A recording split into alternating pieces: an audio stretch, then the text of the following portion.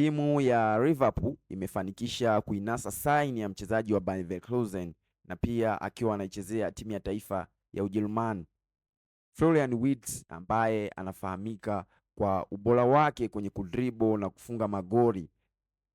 Msimu huu amehusika kwenye magoli 22. Florian Wirtz amefunga magoli 10 huku akitoa pasi za usaidizi 12. Florian Wirtz anacheza kama kiungo mshambuliaji, lakini kuna muda anacheza kama winga. Ni mchezaji ambaye ana uwezo mkubwa wa kudribble, kufunga magoli ya mbali, lakini pia kutengeneza nafasi nyingi.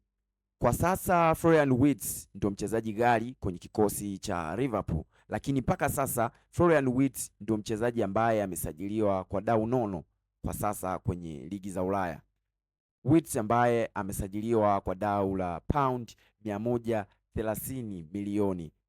Ni mchezaji ambaye anaenda kuweka rekodi ya kuwa wachezaji ambao wamechukuliwa kwa pesa ndefu sana. Timu ambazo zilikuwa zikimhitaji Florian Wirtz hapo awali ni Manchester City pamoja na Bayern Munich, lakini Bayern Munich walishindwa kumhakikishia nafasi ya kucheza au walishindwa kumhakikishia namna ambavyo watamchezesha.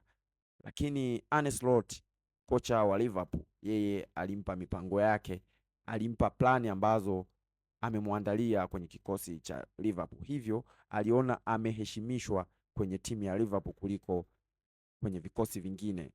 Akaona haina budi aichague timu ya majogoo Liverpool. Hii ni Big Safari TV. Usisahau kusubscribe, like na kucomment.